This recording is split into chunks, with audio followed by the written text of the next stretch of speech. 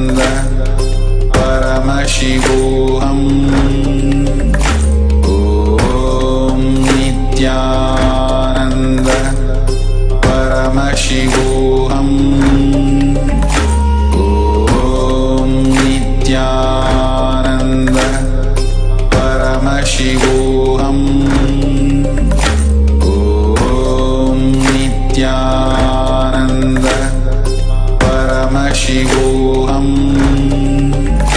Om Nithyananda Paramashivoham. Om Nithyananda.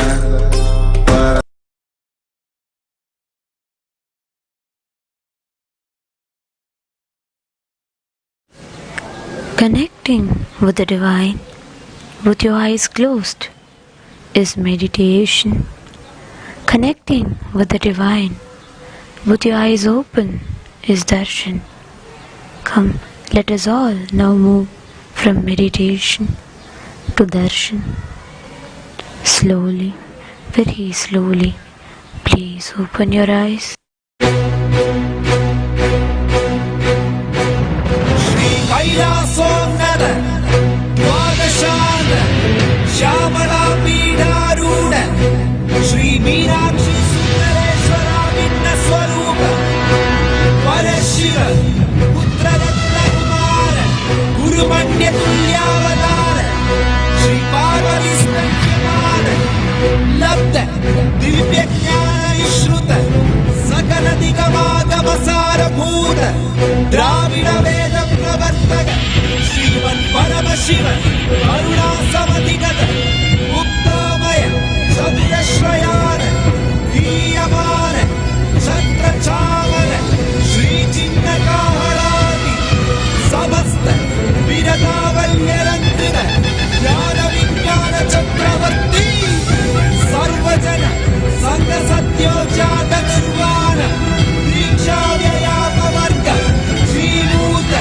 Paramataka Veda, Keshari, Shaiva Siddhanta Sthapanacharya, Shri Radhadhiraja, Pandya Maharaja Guru, Shabana, Shakyadi Mahatagara, Nirvana, Jnana Banu, Dikshanarharha, Vajochelana, Purvaka, Rishabhadvajastapaka, Shaiva Samayakantri, Sarvanya Pidharuda, Shri Jagatguru, Shri Jnana Sambandha Desika Swami, Vagisha Sundara, Manikya Vachaka Swami Now, Avatara Bhuta, Shri Jnana Sambandha Swami, Udarutrika, Shyamala Pita, Mahasanstana, Jnana Samrajya Shasaka,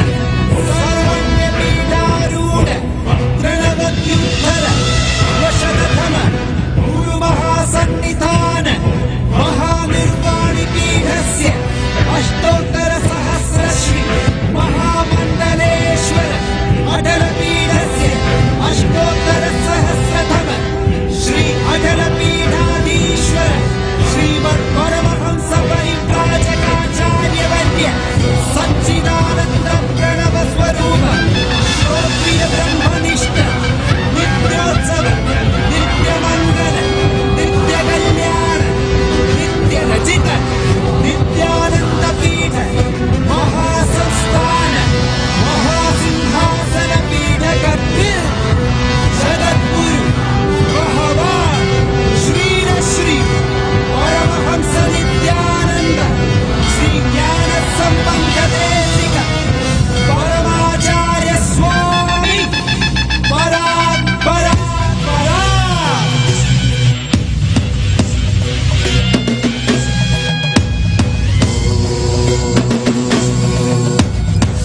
राजाधिराजाय प्रषड्यशालिने नमो वयं वै श्रवणाय कुर्महे कामे कामाय मह्यं कामेश्वरो वै श्रवणो ददातु कुबेराय वैष्णवाय महाराजाय नमः சனடி போற்றி சிவன் சேவடி போற்றி நேயத்தே நிந்தடி மலனடி போற்றி ஆயப்பிறப்பருக்கும் மன்னனடி போற்றி சீரார் பெருந்துரை நம் தேவனடி போற்றி ஆராத இன்பம் அருளும் மலை போற்றி ஈசனே சிந்தை கவல மன்னனே நேசனே நீ வருவாய் ஒடு கனிகளை கொண்டு உன்னை பூஜித்தோ அருள் தருவாய் கலி என்னும் கடலினில் மூழ்கிட்ட எம்மினி கரம் தந்து காத்திட்டு கருணை மழையை பொய்கையில் அலர்ந்திட்ட அளவற்றம் போல உன் திருவடியில் வாழ்ந்திட நித்தனின் அருணாச்சலனே நீ வாராய் அகண்ட ஜோதியனே வாராய் அல்லல் நீக்கிடவே வாராய் அகிலம் போற்றுகின்ற ஈசனே சிந்தை கவர்ந்த நேசனே நீ வருவாய் ஒடு கனிகளை கொண்டு பூஜித்தோ அருள் தருவாய்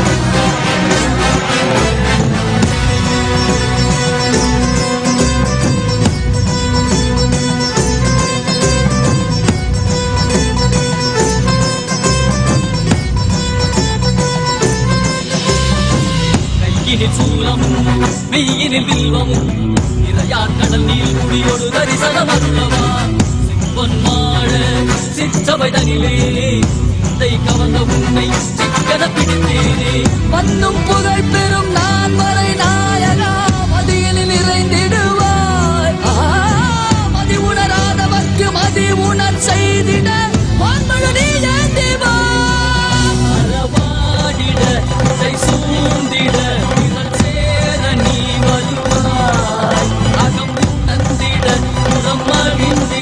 புலித்தோலோடு நீ வருவாய்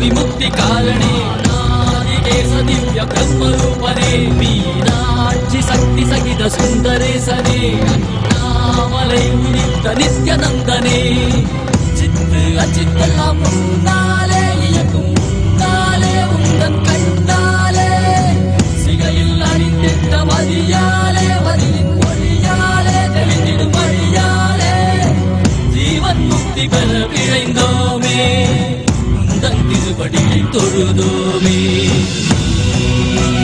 விரும்பியாகினாய் கேள்வி காண பதிலுமாகினாய் ஊழியாகினாய் உலகுமாகினாய் அதுமாகி அருள்படை தரு கர்ம வினைகள் தீர்க்கும் காசிநாதனே எங்கள் கர்மம் போக்கி எவ்வையாலும் நேசனே ஏகாந்தமாக ஏக பாதம் தூக்கியே மதியாரை காக்க வேண்டும் நித்யானந்தனே சிந்தை கவர வந்த நேசனே நீ வருவாய் நயே கதிகன சரணடையோ நயே காத்திரவா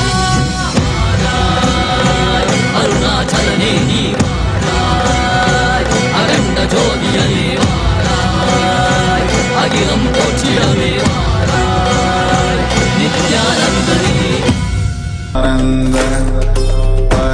परमशिवोऽहम् ॐ नित्यानन्द परमशिवोऽहम् ॐ नित्यानन्द परमशिवोऽहम् ॐ Nityanand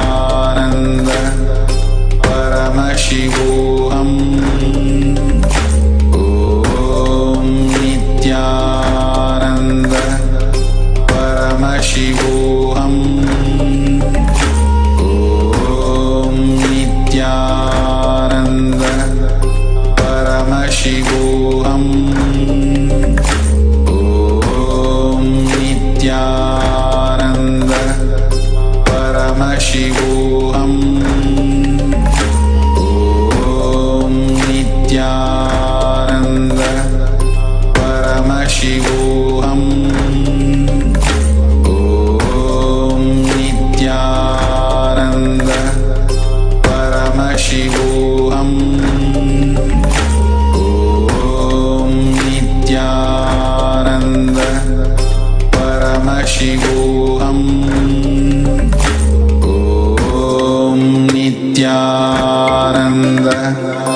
Paramashivoham.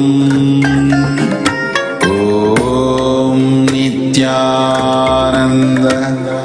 Paramashivoham.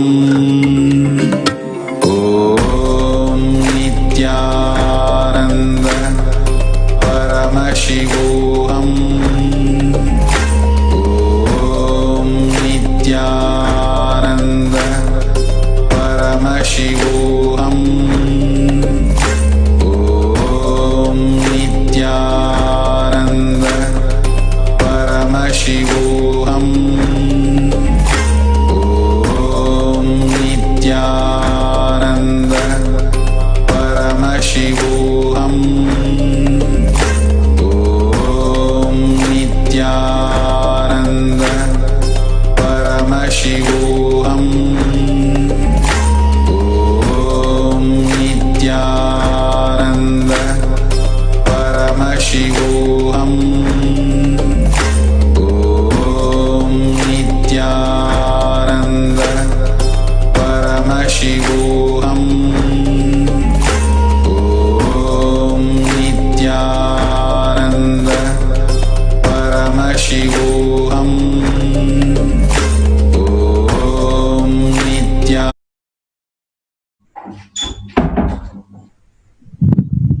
Nithyanandam. So as we all know, tomorrow is the day, it's the very day of happening of Paramashiva in all our lives. Many times we think, what is the importance of Shivaratri? Why we do celebrate? How we should celebrate? What we should do exactly? There are many questions for, at least for newcomers, those who have not been with Swamiji from so many years, or those who have not heard from Swamiji. There are many things which we wanted to know. So today we are having in the panel a Purna Sannyasi of Nithyananda order who is one of the main Pujacharya in Nithyanandeshwara Paramashiva Devalayam, who has been with Swamiji from 11 years under his guidance, as per the Agamas, as per the Shastras, who has learned, and making sure that all the rituals, everything in the temple is happening as per Paramashiva himself. So without a delay, I would like to call Sri Nithyananda Swami to come and share with the viewers that why we should celebrate Shivaratri. What is the importance of it? There are small questions. So Swami, we wanted, if you can share with all the viewers the importance, the significance, and how do we celebrate, why we should celebrate, all these small questions we can answer for all the viewers. Nithyanandam Swami. Nithyanandamma, thank you. Tomorrow, February 21, is one of the most important festivals of the Sanatana Hindu Dharma, the Paramashivaratri, the time when Paramashiva himself appeared in the form of the unending huge light shaft as the Jyoti Stamba. Paramashiva, who is beyond the form and the formless, appearing in the form which is beyond the form, as the form of a Shivalinga, happened on the Paramashivaratri. We are indeed so fortunate to be living with Paramashiva himself, being every day initiated by Paramashiva himself in the form of Bhagavan Sri Nithyananda Paramashivam, our most beloved Swamiji. What does the Agama say about this Paramashivaratri? In the Kamika Agama, in the Uttarapada 11th Patala, Magha Shivaratri Vidhi Patalam, Paramashiva himself explains that this Paramashivaratri was observed by Devi Parashakti herself in the beginning, and Paramashiva bestowed the boon, blessing upon Devi Parashakti, the eternal oneness with Paramashiva himself, following by Devi Parashakti, Lord Subramanya, Lord Nandi, Lord Ganesha, all the rishis, all the munis observed this Paramashivaratri, and as a grace and blessing, they eternally reside in Kailasa. In the Karanagama, Paramashiva explains that even if once in a lifetime somebody observes this Paramashivaratri, as per the scriptures, they reside in Kailasa. Shivaloke mahiyate, they live in the Shivaloka forever. That is the power of this Mahaparamashivaratri, when Paramashiva himself makes himself completely available, so much available to all the beings in the planet Earth and in the whole cosmos. So during this auspicious night of Mahaparamashivaratri, we have our own Guru, who is incarnation of Paramashiva, the avatar of Paramashiva himself, living in the physical body in the time when we live. His Divine Holiness Bhagavan Sri Nithyananda Paramashivam Swamiji is going to be initiating everyone into the Shiva Kundalini in the Dhyan during the exact time of the time when Paramashiva appeared in the form of the Jyotirlinga, the Lingodbhava Kala. What can we do during this Mahaparamashivaratri? What does the Agama ask us to do? Right from tomorrow morning till day after tomorrow morning, that is starting from February 21 morning till February 22nd morning, completely fasting is one of the important injunctions laid down in the Agama by Paramashiva, and completely being awake throughout the night, tomorrow night, February 21st night, without sleeping even a little bit. And third thing, worshipping Paramashiva and worshipping the Guru. All these four things are mentioned by Paramashiva himself in the Kamika Agama, in the Uttarapada 11th chapter, Magha Shivaratri Vidhi Patalam. All those who are initiated by Swamiji into the Vishesha Diksha can do the Shiva Puja in the night during the 4 quarters of the night. That is 6 p.m. to 9 p.m. once, and 9 p.m. to 12 a.m. once, and 12 a.m. to 3 a.m. once, and finally 3 a.m. to 6 a.m. in the last quarter.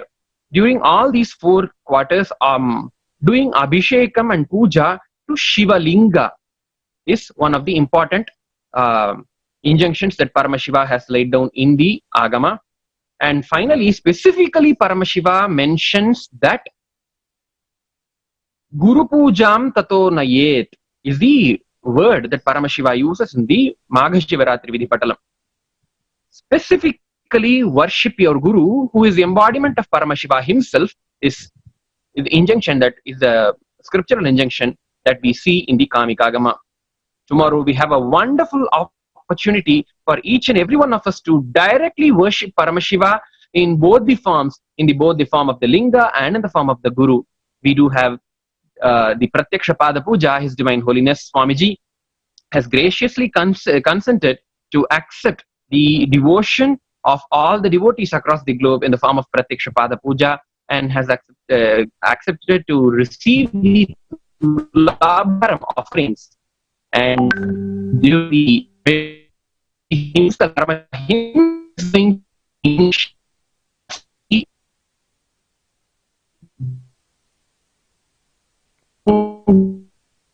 Paramashiva each and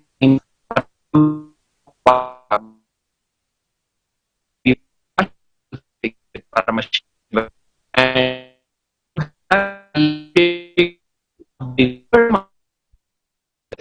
after the Shiva Kundalini Dhyan, we'll be in the Grand Abhishekam to Swayambhu Nithyanandeshwara Paramashiva, racing in Adi Kailasa Nithyananda Peetham. So these are all the things that all the devotees in the part of the world, they can join through Nithyananda TV and participate in all these celebrations and receive the grace and blessings of Paramashiva and experience eternal oneness with Paramashiva.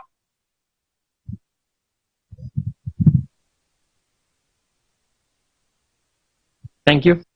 Nithyanandam. Thank you, Swami. Thank you for joining us and explaining the significance and in what all ways we can worship and celebrate Paramashiva.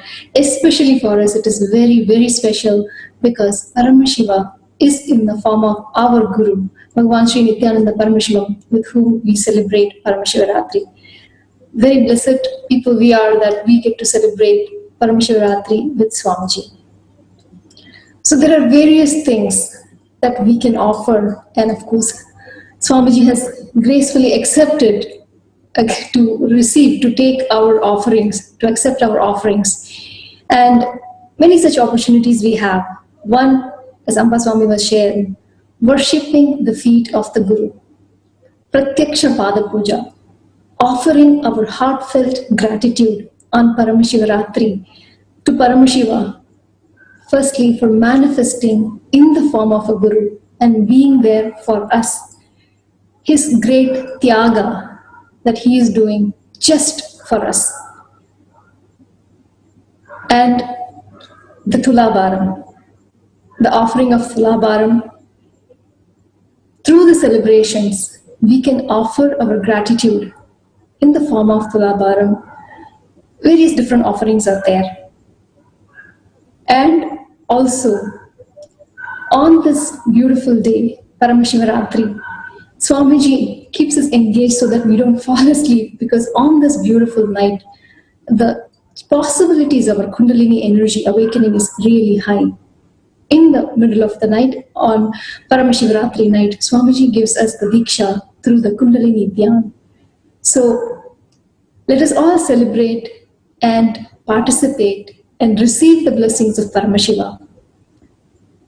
As shown here, how we can participate, there is various options.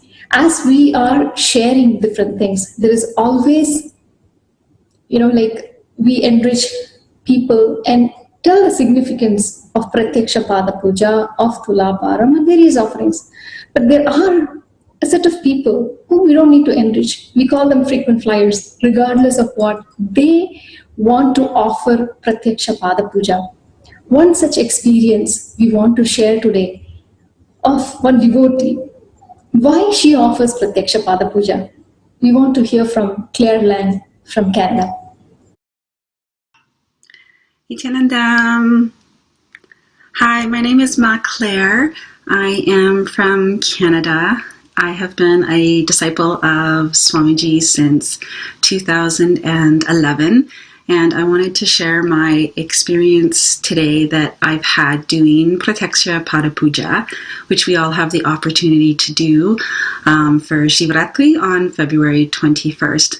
So anytime I've ever done Pratyaksha Pada Puja, what's happened inside my space is hard to describe in words.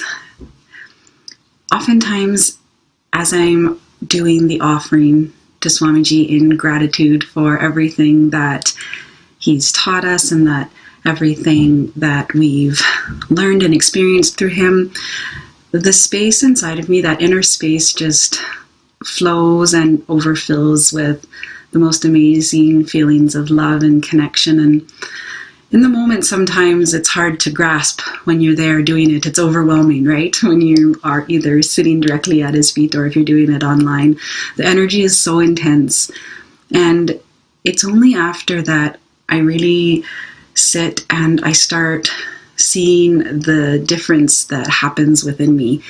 And things start aligning in my life. Everything is auspicious. And things that might not have been going so well, all of a sudden start going beautifully and unfolding beautifully. And everything just seems to happen exactly as it should. And every time I'm feeling sad in my life, or if I'm having something go wrong, my first instinct is always offer gratitude to Swamiji for everything that you have. So I love doing Pratyaksha Pada Puja actually in some of my low moments, because it always rekindles the energy and that feeling connection and oneness with him when we offer Pratyaksha Pada Puja. And it comes from a space of gratitude, and it comes from a space of me just dropping everything at his feet. When I'm, having those experiences of feeling overwhelmed, or perhaps I've fallen into powerlessness, because at times it happens, right? Like, there's moments where that does occur. So in those moments, in those spaces, we get to decide, what do we want to do? What action is it that we want to take in order to raise our space? And for me, it's always offering gratitude to Swamiji, especially in the form of Pratyaksha Pada Puja. So just like all these other times when this opportunity comes, the first answer in my space is always yes.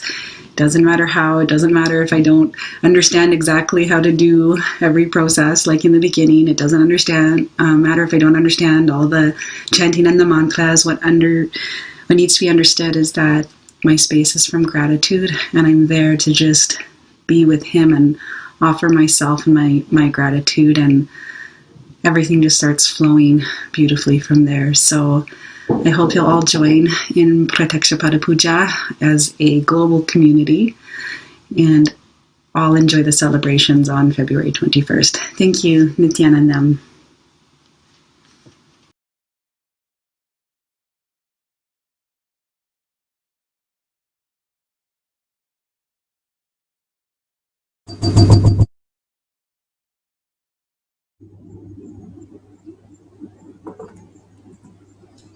Such a beautiful sharing.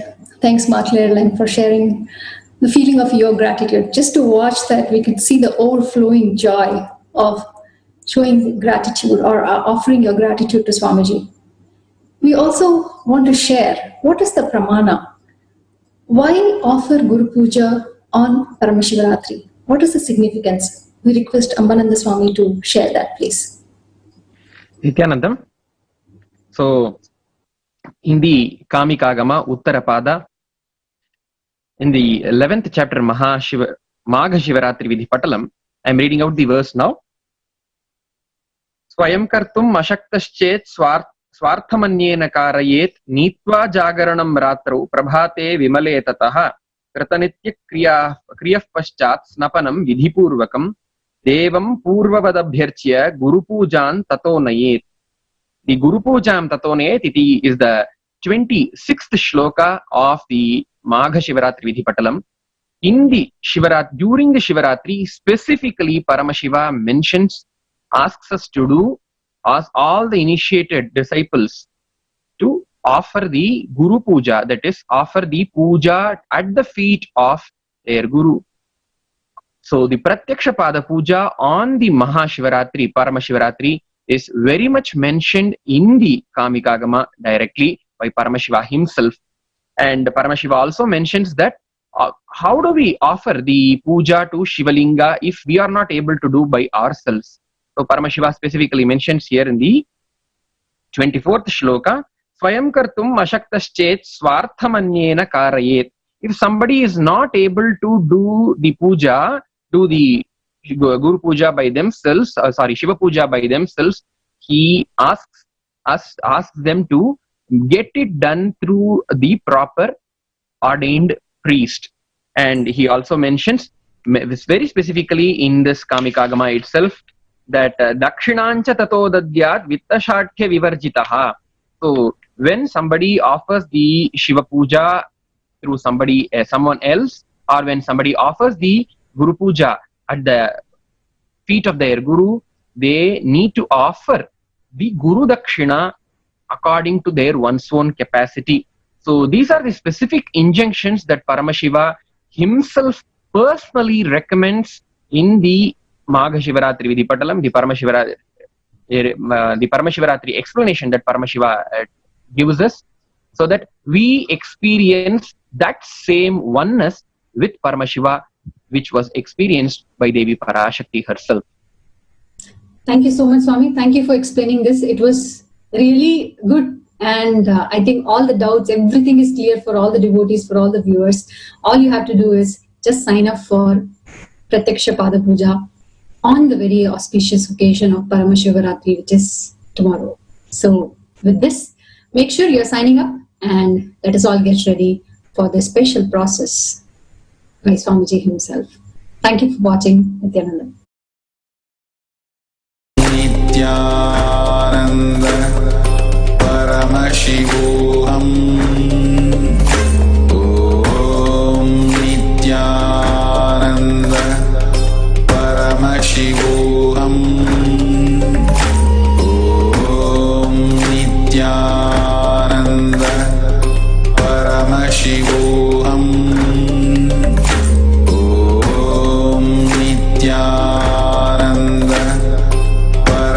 Paramashivoham.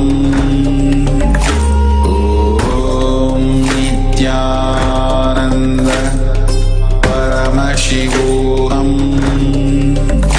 Om Nithyananda Paramashivoham. Om Nithyananda Paramashivoham.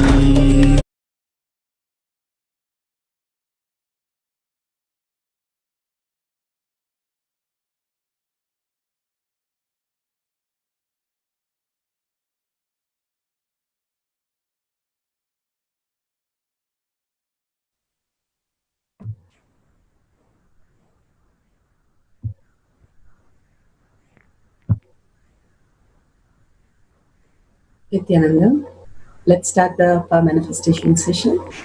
Let's sit straight, visualize Bhagwan in your third eye, and let's start with the Satguru Vandanam.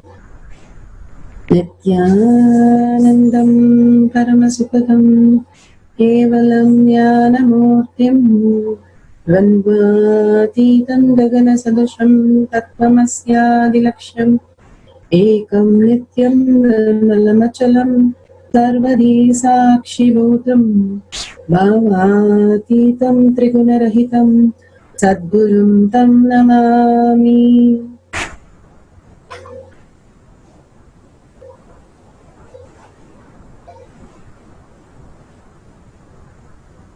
Nithyanandam, welcome to Sri Kailasa Kotiyar Manifesting Power Session.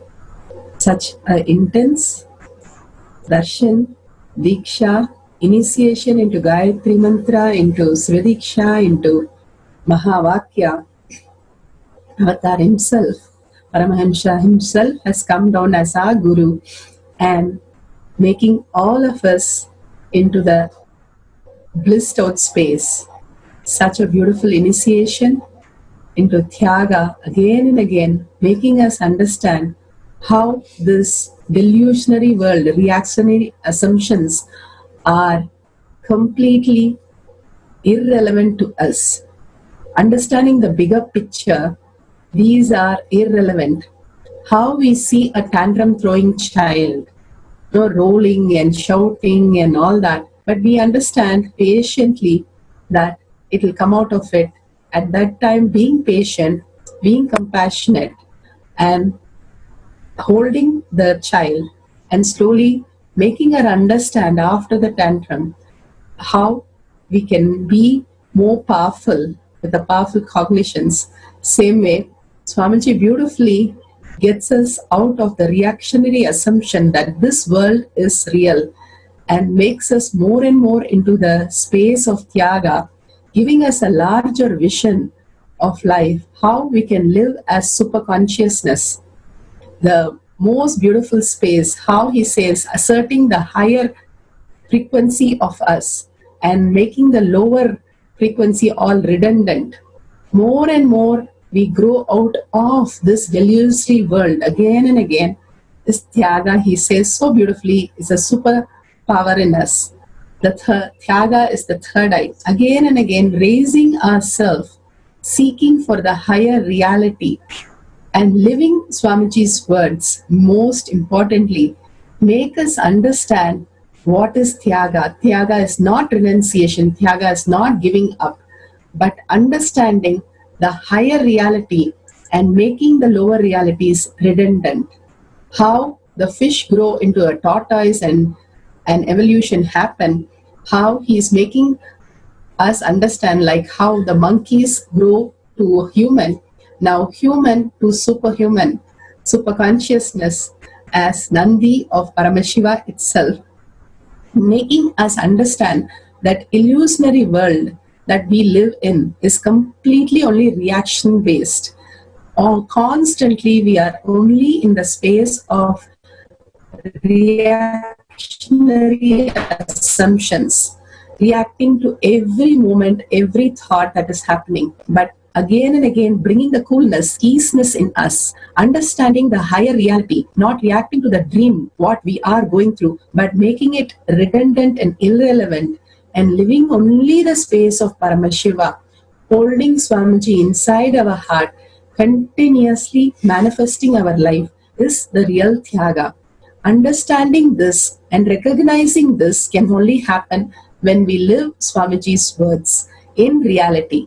Again and again, going back and living that beautiful words, great words that Swamiji has given, will make us understand how his presence can be felt. Sri Kailasa space in us of Paramashiva can be felt in us, the deep core of us, which opens us to the space of Kailasa living around Swamiji himself, making us understand the core reality and making us live that core reality, which is the higher possibility of us, making us understand that Charya Pada, Yoga Pada, Dhyana Pada, and Kriya Pada again and again to live these great truths and making the enlightened civilization as a very easy way. He is giving us all this great ultimate truth and making us live that truth.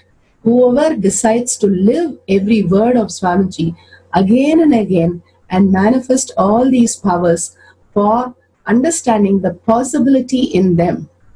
When we manifest powers, we reiterate in us, assert in us, the higher reality exists.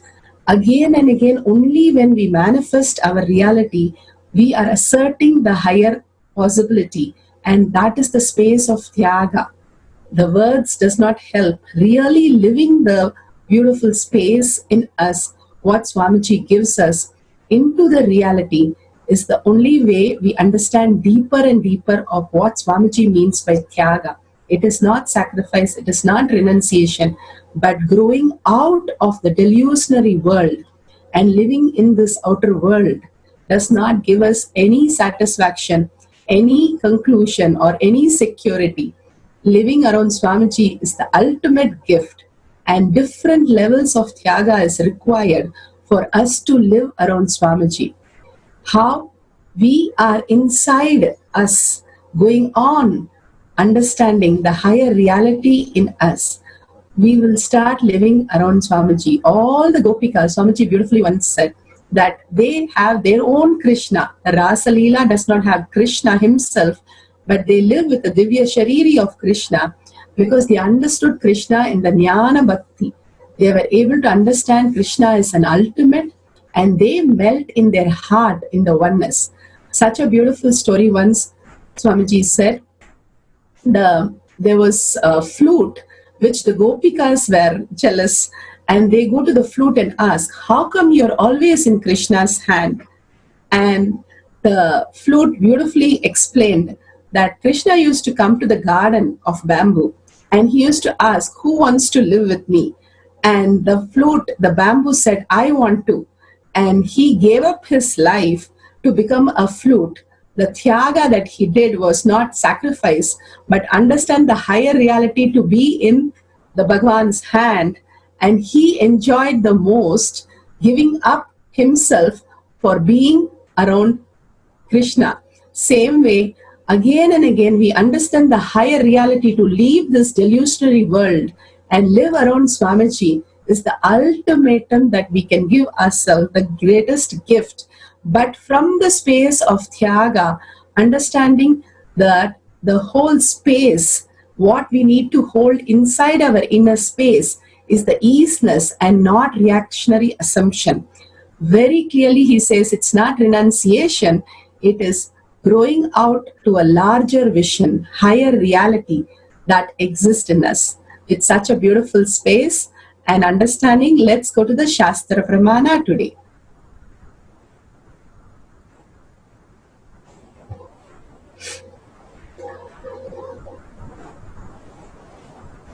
The Shastra Pramana for the power of Mahima, power of increasing height of body and object, is taken from the Shiva Samhita 5.76 to 7a.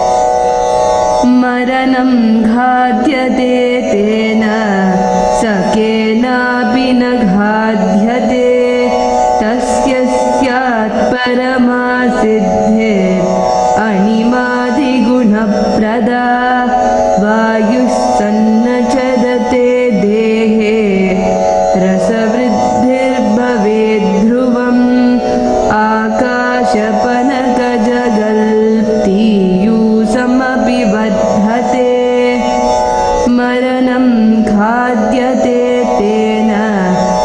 केनापि न खाद्यते तस्य स्यात् परमा सिद्धिर् अनिमादिगुणप्रदा वायुः स न चरते देहे रसवृद्धिर्भवेत् ध्रुवम् आकाशपनकजगलप्तीयूषमपि वर्धते. Such a beautiful sutra. The Shastra Pramana.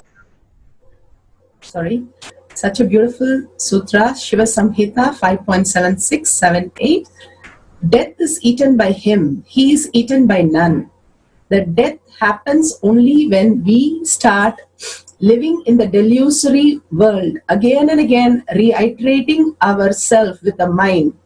Only we are obsessed, possessed by continuous reactionary assumptions in this world, and leaving that and doing a thyaga because of the higher vision that it is delusion and it's only a dream, and understanding to only live in the melting space of oneness with Paramashiva continuously from morning to night. He is eaten by none. We understand that this is delusionary world. There is no point in reactionary assumption. We only need to hold the space of Tyaga and connect to Paramashiva inside us, more and more rejoicing inside us. The space of Paramashiva, we understand the delusionary world also. The more and more we are able to perceive the higher reality, the higher cognition, more and more we are able to live it in practical day-to-day activities, words, thought currents. He is eaten by none. He manifests the highest powers. Being a Thyagi, you can manifest the highest powers of Ahima, Lahima, Mahima. The Vayu, the wind energy moves through the body. The juices of his body also increase. The nectar exuding from the eternal lotus also increases him. Swamiji beautifully says that how the nectar, the stomach starts, Agni is really ferocious, and the heart is so light, and the brain simply starts seeing the nectar happen in it. The more and more we start connecting to the space of Tyaga, that this world is illusion, it is a dream, and more we understand the only which is real is our heart filled with Swamiji. Again and again soaking ourselves, living in words, living in actions, living in thought currents, again and again is the only way for us to understand Tyaga and start experiencing the ultimate oneness, ultimate reality, and ultimate bliss. Getting blissed out is a way to get enlightenment, Swamiji beautifully puts it. So holding that beautiful space, let's go to the instruction. Today we're going to do the increasing the length of the object. You can find any pencil or any object that you can place, even your Atmalinga. So you can place it on the tab and you can mark, or a paper and mark it, or you can take your own height. If you're taking your height, you can take a book and put it on your head and mark it. And let's sit straight, contemplate on Tyaga. Why is this world delusionary? Why we are reactionary assumptions all the time? Why we are stuck with this mind, and how we can start living again and again the beautiful oneness space? Why this world again and again shows us the delusion? Contemplate on all the words, and how Tyaga is the space of third eye, space of superpowers. And again start living that, how the wealth, health, everything starts getting completed, and simply the health and wealth start increasing in us. Start contemplating all this and start chanting the Mahavakya. The Mahavakya that Swamiji has initiated is the greatest gift anybody can get from their Guru. It is the most beautiful space, how Ramanama has made Hanuman open his heart and show only Rama exists. Just by repeating the chanting the mantra, the whole heart is filled with Rama. Same way,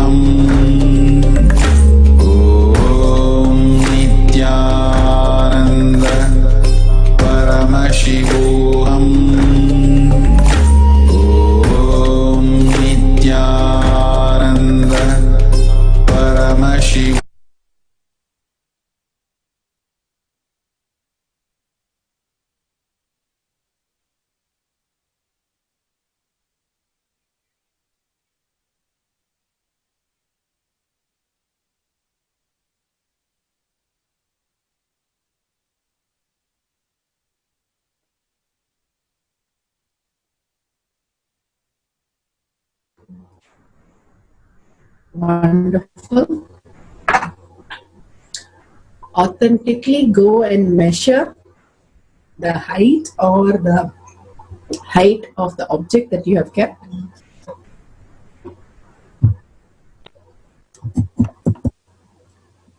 Every power manifestation, the more and more we do it authentically, we'll start feeling more and more confident.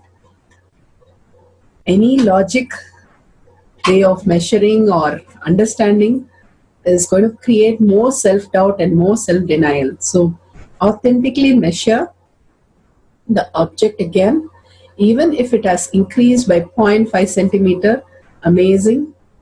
Go ahead and post all your experiences in Sri Kailasa Courtyard Manifesting Power Group. More and more we start sharing with the world. We start pulling ourselves out of the delusion and causing more and more people to experience this ultimate, experience Paramashiva. Swamiji himself makes us liberated. That's why it's causing us a power, Swamiji says. The more and more people we are able to contribute and cause their life, simply our life gets liberated from this delusionary assumptions. And that is the real Tyaga, holding on to the highest reality, going on speaking to everyone and understanding that will create our reality much beyond what we are doing in the office with our boss or what we are doing in our discussions, plannings and everything. More and more we hold Paramashiva in our inner space. The higher reality can be achieved by planning or by discussion or whatever we are doing. There's only the minimum possibility that we are doing with the mind. But from the Paramashiva space, whatever we are sharing with the world, with our family, with the family, all around, we start sharing, we start experiencing the higher reality in us. Such a beautiful space that Swamiji has created for all of us. And we are long waiting for tomorrow, Paramashiva Ratri.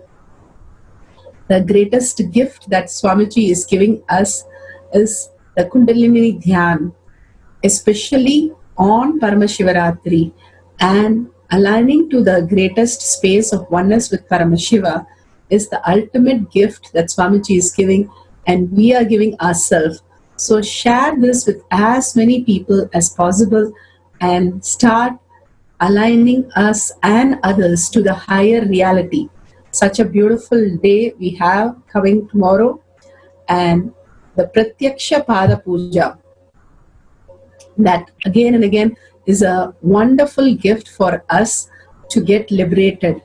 Anything in any of the scriptures, the only one thing which goes on getting repeated is Guru Paduka.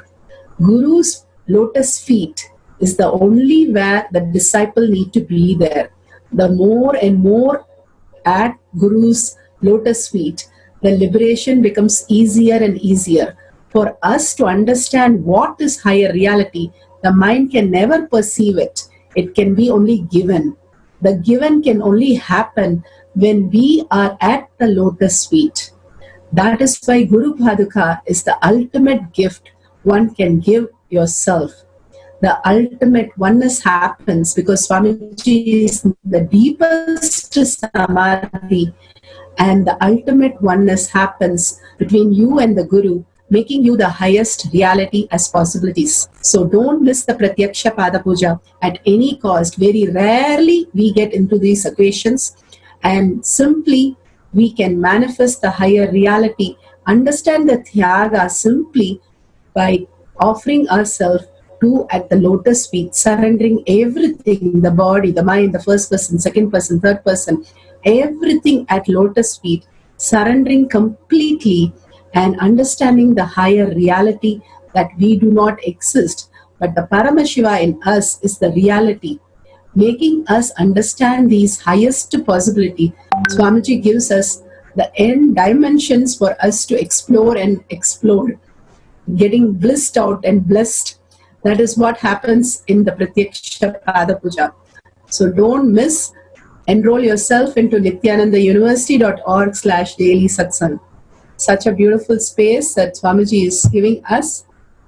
And let's surrender all these Shaktis and the powerful cognition of Tyaga to Swamiji's lotus feet. Whether you're manifesting or not manifesting, everything keep on surrendering to Swamiji's lotus feet, Bhagavan's lotus feet. Continuously you will realize that higher reality exists more and more as your lifestyle and making the lower realities, the illusionary world, as redundant. With these, let's request Swamiji with deep gratitude to make the Tyaga as our reality. With that, let's visualize Bhagavan in the third eye and end with the Purna mantra. Om Purnamada Purnamidam Purna Purnamudashyate Purnasya Purnamataya Purnameva Vashishyate. Om Shanti Shanti Shanti. Hari Om Tat Sat Sarvam Bhagavate Sri Nithyananda Paramashivam Paduka Arpanamastu. Om Nithyanandam. Thank you very much. Have a wonderful day with a beautiful space of Tyaga. Thank you, Nithyanandam.